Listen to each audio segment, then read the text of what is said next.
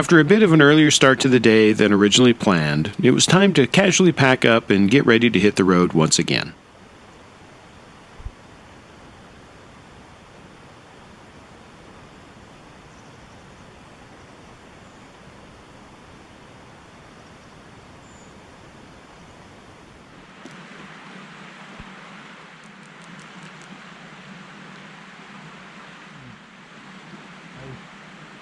I hadn't used it yet, but yeah.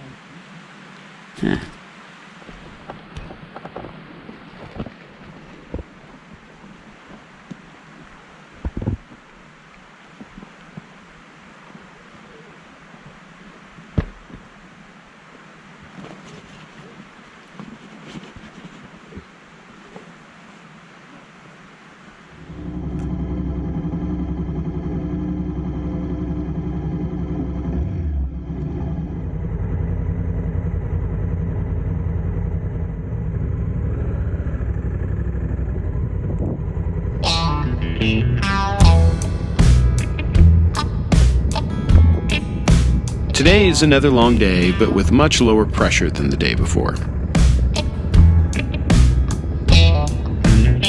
Plus, with the higher elevations involved, hopefully the temps will be a bit more bearable. I don't need another repeat of yesterday. I was goofy.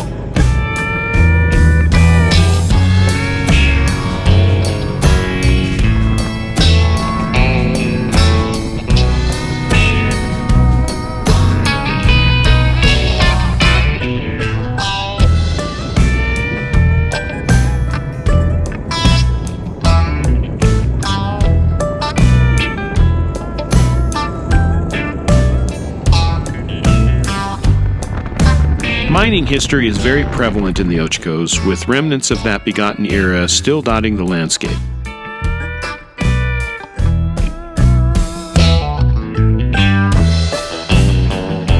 Part of the Blue Mountain Range, gold was discovered in the Ochoco's in 1871, which made for a short but robust burst of activity. Lead and silver were also mined here.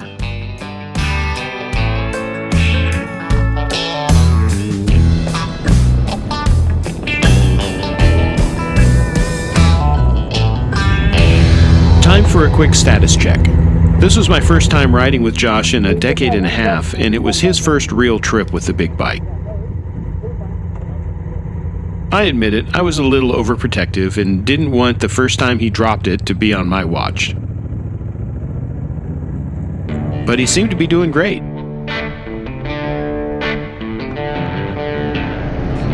Time to head to Development Lake.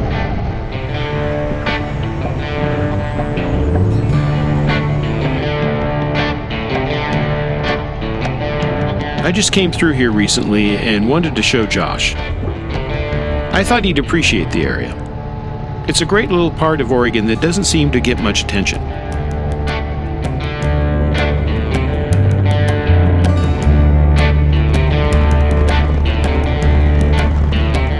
All of a sudden, we were hit by a cloud of grasshoppers. It felt like they were being shot at us out of a cannon. As fast as they appeared, they were gone. From behind, I thought that golden eagle was going to try to take Josh out. It was huge.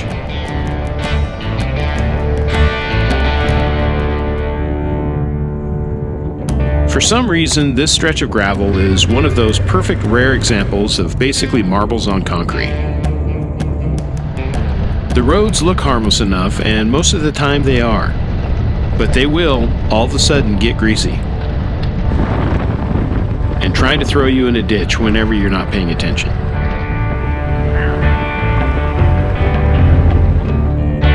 worst gravel I've ever ridden, which is saying a lot.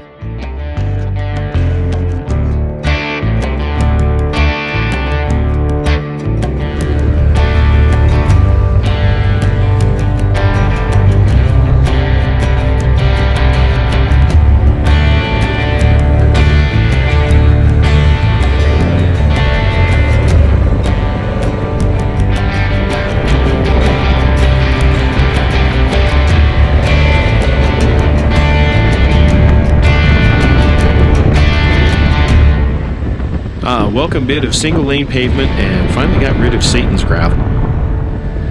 The Ojibos have a couple of these main roads that are paved. They might only pave them once every 60 plus years, but in this case it definitely beats the death gravel. Hey, I love good gravel. I grew up on it. But that road is different for some reason.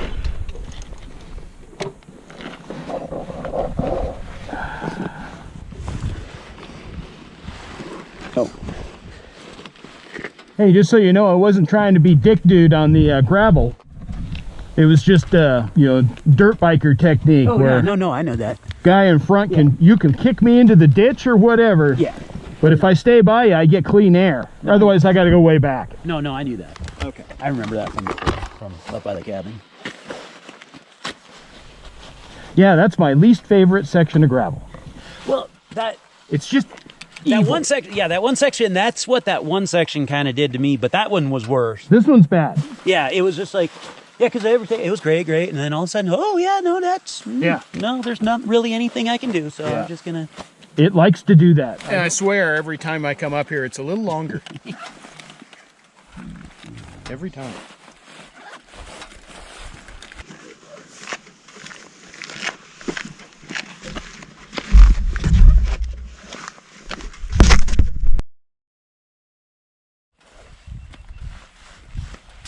But I got some good footage.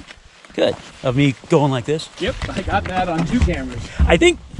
I got the Golden Eagle almost take you out. And I think I got that on my helmet cam. Oh, good. Because I'm pretty. Oh no, shit, that one's still recording. Oh. You got all of that. I got all of it. Great. I did that. I thought it would have died.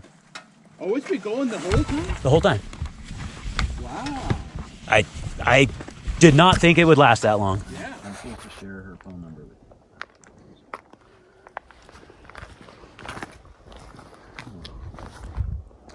I always hate being this person filming stuff. But when I get home and it's there, and 20 years later it's there, I'm like, boy, I'm so glad I did that. You know? So. Yeah, I'm very self-conscious about filming, especially myself. I'm here just trying to have an authentic experience and not to present the illusion of one. I get what I can get and hope I can put something together later. Don't worry, I'll get better. Yeah, I was tempted to camp here a night.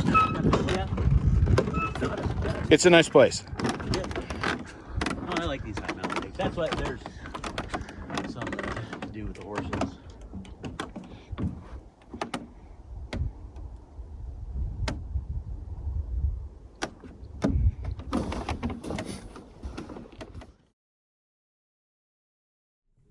Nice. Yeah, it's great. I wish they did that everywhere. Just pave it once. It's like, we're going to pave it once a century, and if it gets shitty, don't call us. Yeah. I would think it'd have to be cheaper just in that because they end up having to re-gravel stuff and all that when the braking bumps get so bad. Yeah. Like bare wall, like my road. Just pave it once. Yeah. And if it gets shitty, well, Yeah. I guess the theory didn't work. Yeah. You know? That sort of. Yeah. Not too sure how right I am on the Forest Service and BLM road management budgets, but I do like these little roads. I'll take the lead for a little bit until I make sure we're on the right road because it's going to be different than our route. And then once we get on there, you do whatever you want.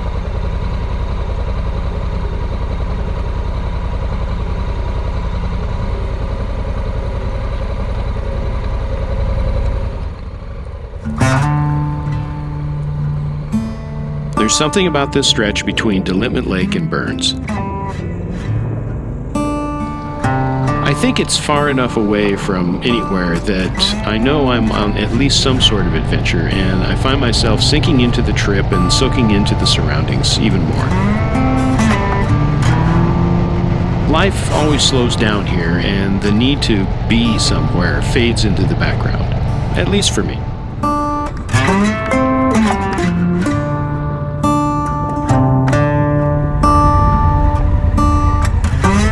There's a real cool camp down at the bottom of that. If you're ever coming through here, it goes down, it stakes down, it comes around and it ends. There's a big meadow and all that. It's really cool. It's a nice spot.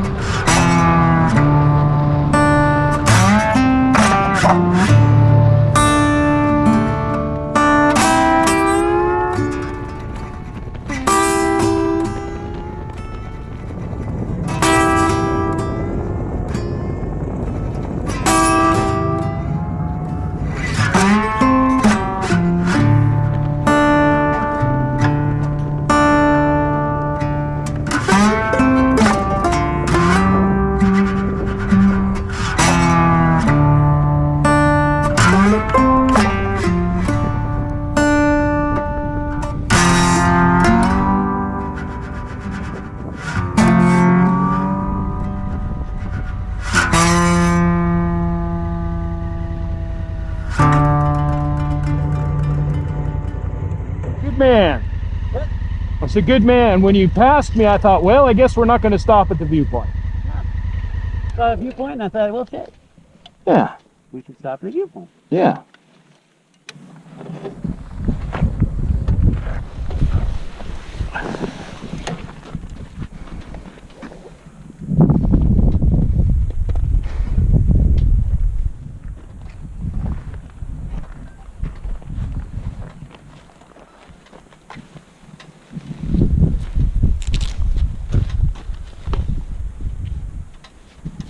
How's that working for you?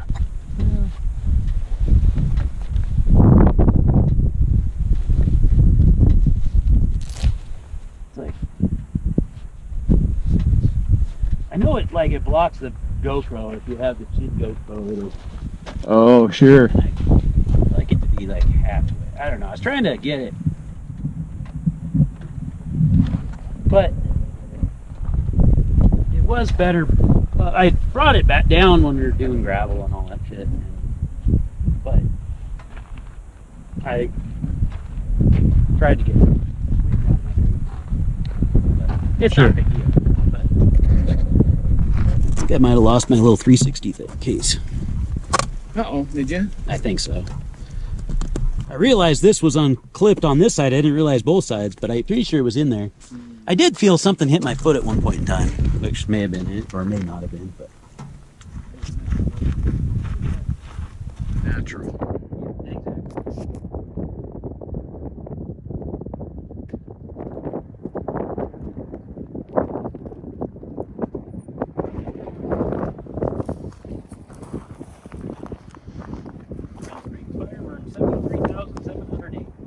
Wow.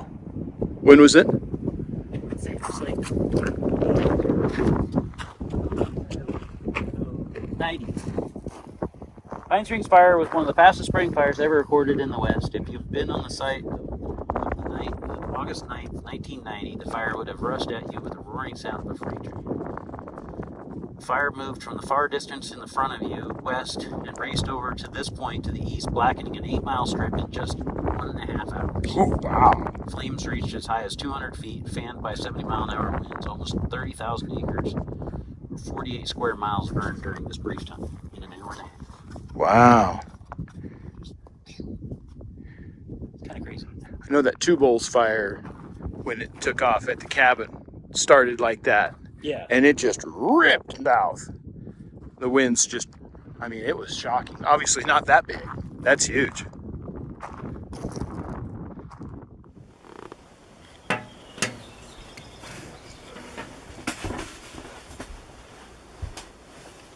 Yeah, the Two Bulls fire in 2014 was pretty intense. I was just lazily working on the WR at the time and happened to step outside and saw this giant plume of smoke.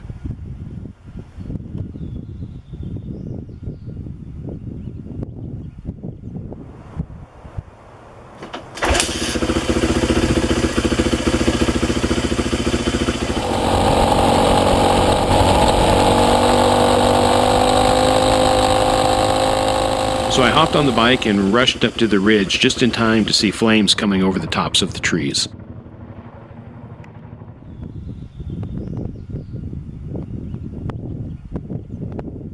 I never actually heard what the official cause ended up being, only that it was human-caused and either arson or possibly a motorcycle riding through dry conditions without a spark arrestor. However it started, we were all lucky the wind happened to be blowing the direction it was. Fire pretty much missed all the infrastructure, burning between myself and town. Had the wind changed to its normally westerly direction, this could have been quite bad for Bend. Had it turned east, it would have even been worse for me. It's places like this I definitely sink into the trip and the surroundings. Yeah, I'm bad about taking time out of my rides to stop and explore a site when I'm alone. I slow down, but I can't seem to get myself to stop and get off the bike. Every time I do stop to smell the roses, I'm always happy I did, but that doesn't always carry over to the next place and get me off the bike next time. However, riding with someone for me definitely helps in that regard. It's fine to go this way. No horses, no mountain bikes, no motorcycles, no quads. Interesting.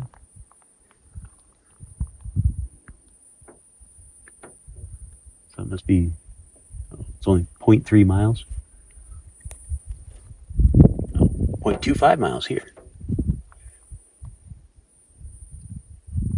I hear some quail. Yeah.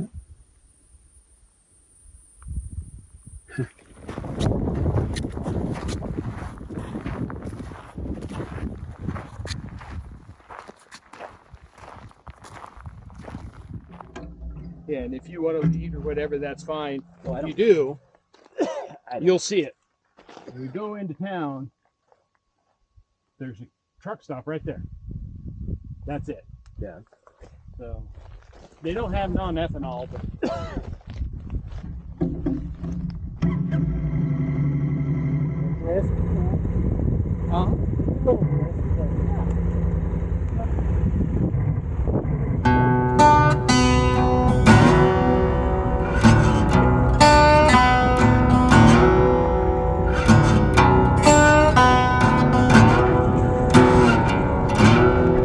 It always strikes me how big this country is out here.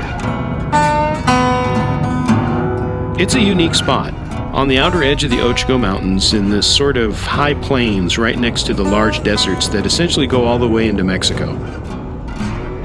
Yet neither land dominates just yet.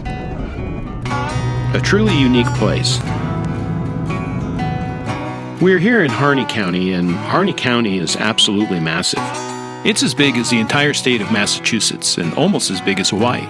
In fact, it's much bigger than the states of Vermont, New Hampshire, New Jersey, Connecticut, Delaware, and Rhode Island. That's crazy.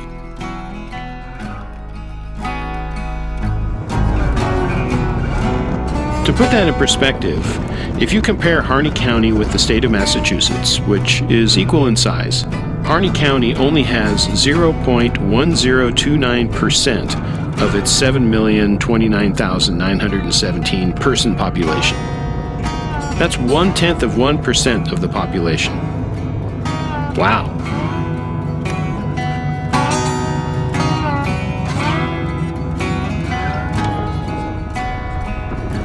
At the bottom of the hill, we pop out into Hines. a small community that sprouted up around a large sawmill and lumber company about 100 years ago, just southwest of Burns. Not a lot goes on here. The mill ran all the way up to 2006, but now serves more as a landmark to its past than anything else.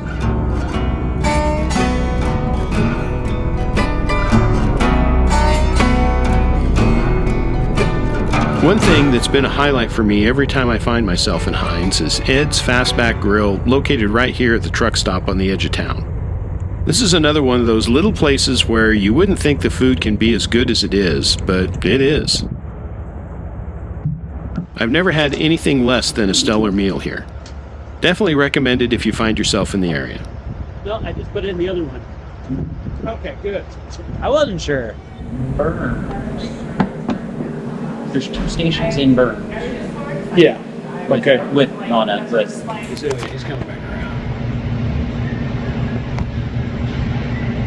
He is loaded.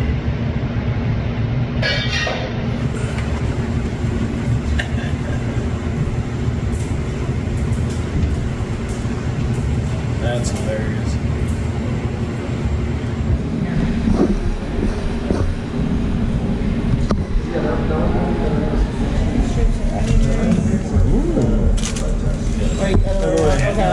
Perfect. Thank you. Ranch or Your ranch. Fresh slice. Okay.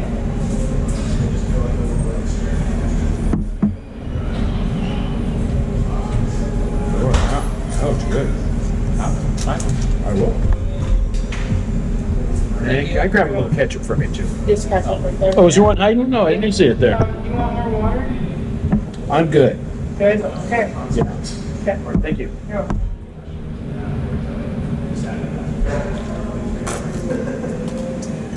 That's a nice thing I will say about modern times.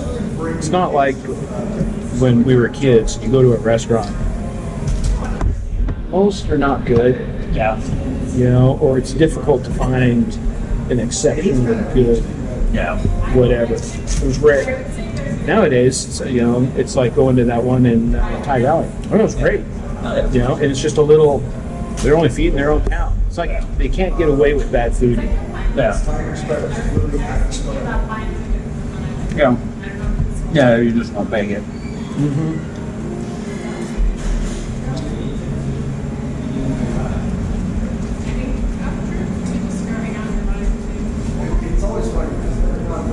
And they're real.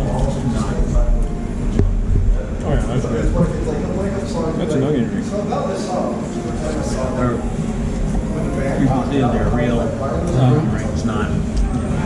Those are really good. They got an aftertaste that's just. No way I'll be able to do that. Singer. I'll wait until you're done, and they'll help you.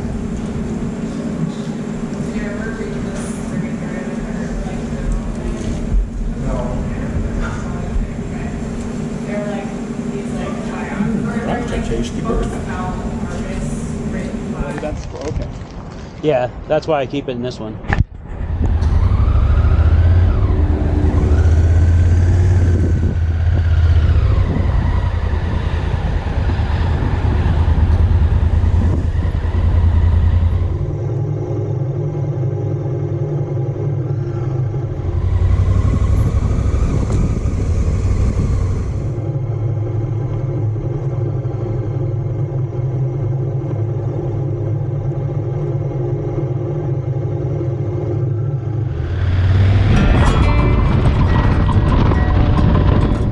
After filling both man and machine to the limit, it's back on the road for the final leg into camp for the next couple nights.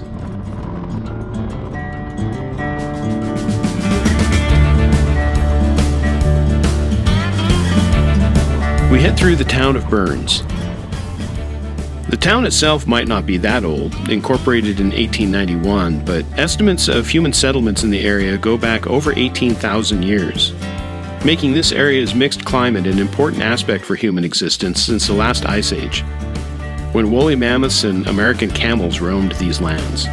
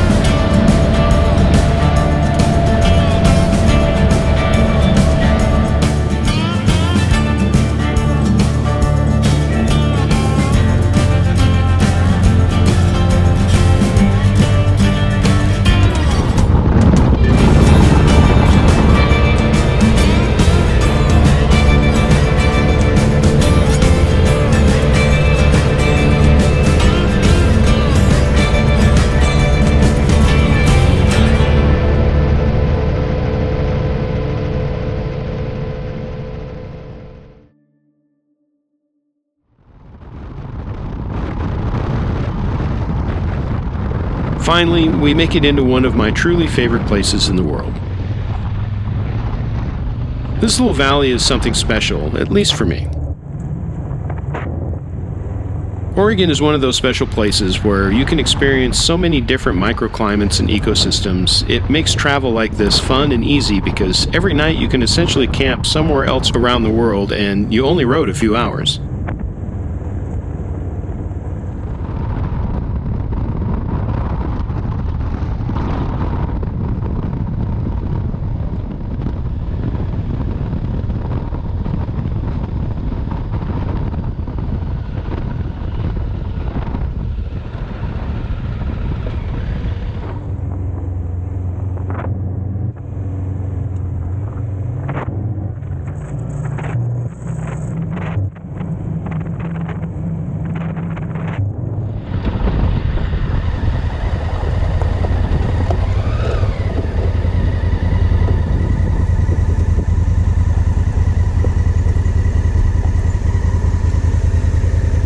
Being the antisocial guy I am, camping behind a closed gate is extremely comforting.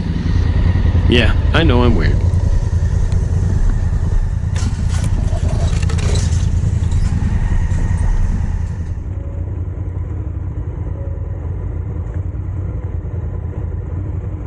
I'll plug it.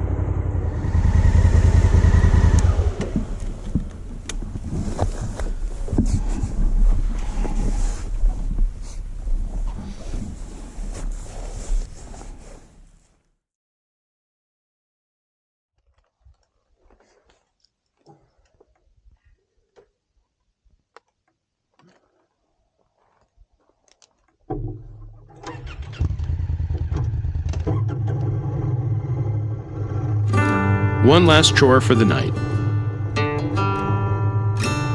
We emptied our gear from the bikes and make a quick trip back into the youth camp we passed earlier for some water before nightfall. And the water there is great.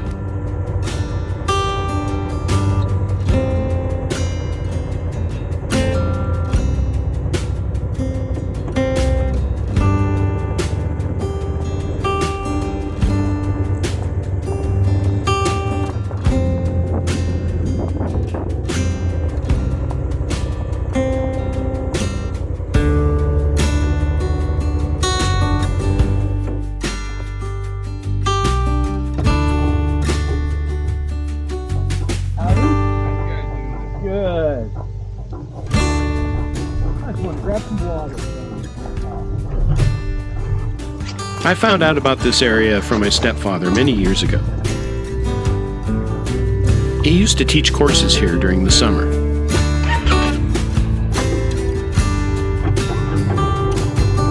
He passed away from prostate cancer in 2012 at way too young of an age, and I try to use his memory as a driving force to make these trips and spend time with the people who I care about and appreciate the current moment I'm in, because they're naturally ever-changing. And that's okay as long as we stay conscious of that fact and forever grateful for the moment we have in front of us.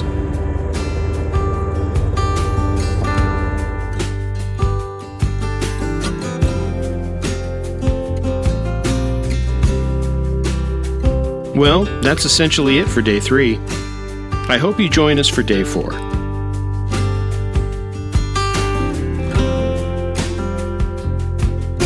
Until then, take care of yourself, and I'll see you soon.